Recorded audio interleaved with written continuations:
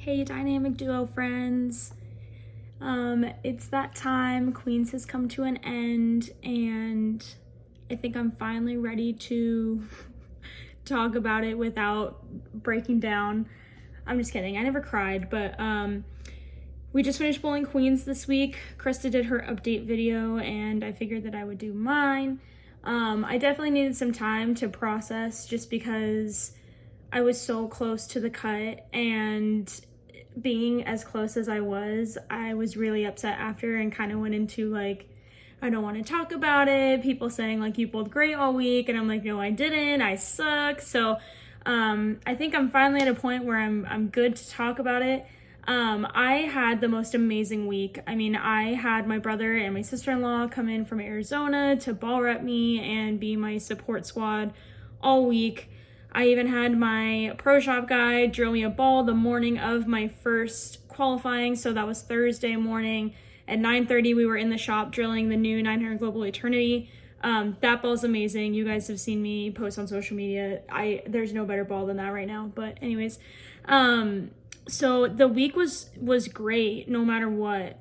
Before I even threw a ball, I definitely had the best friends there to support me, my family. It was great to bowl this event with Krista, of course, and then Stephanie and Kim, my best girlfriends out here. It's just great when we're all bowling together, and for this to be a big event that we could all do together, that was great no matter what.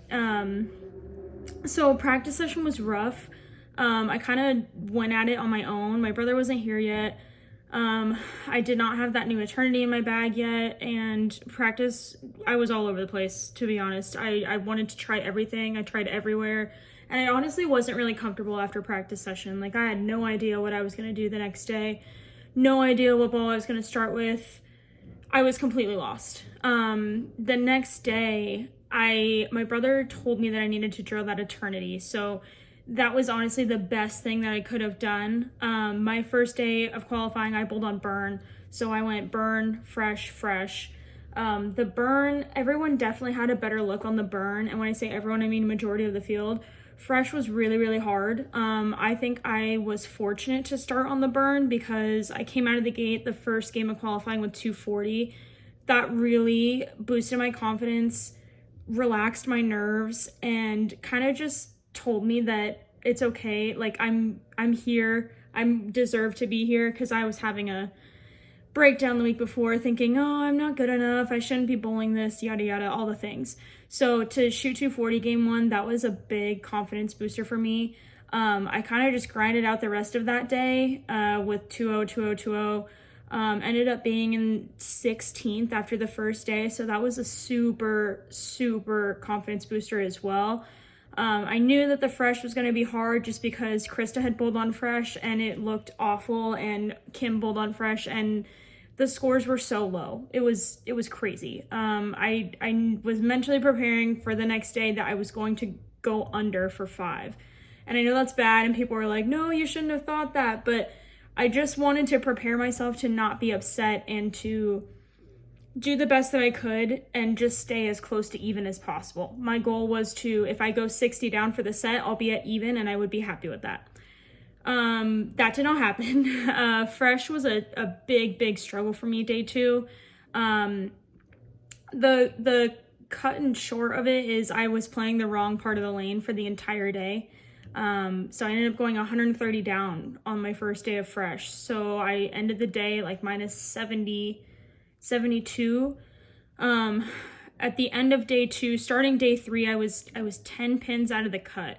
So I knew that my game plan was going to be different for day 3 on fresh. I was going to play a different part of the lane. We definitely sanded a lot of my equipment down, even more than what I wanted to use. Not that it was bad, but it definitely needed some more surface, and I needed to be playing a different part of the lane. That's just what it is. The next day, I watched a little bit of A Squad in the morning, had my little pep talk with my brother and everyone, and I just told myself to do the best that you can do, and it is what it is. I ended up shooting 220 the first game, something like that. 190. I had a 150 game in there, which at that point I kind of thought that I was out of it, but my motto, one shot at a time and never give up. So the next 2 games, I think I grinded out 180, 190. I ended up being minus 102, I think. I don't know. Whatever I was 20 pins out of the cut when all was said and done. Of course, I immediately I missed a couple of single pins in that 150 game. My ball rate, I threw the wrong ball the entire game that I shot 150. So that was going through my mind. What if I would have just ball changed? All the things. So I definitely had my sulking for a little bit after. Everyone was texting me all week saying great bowling, and even after the fact saying, hey, you did great, you were so close. But in the moment when you're that close and you didn't make it, it just stings a little bit more. But now that I've had time to reflect, I think that it was an amazing experience. That was my first PWBA event.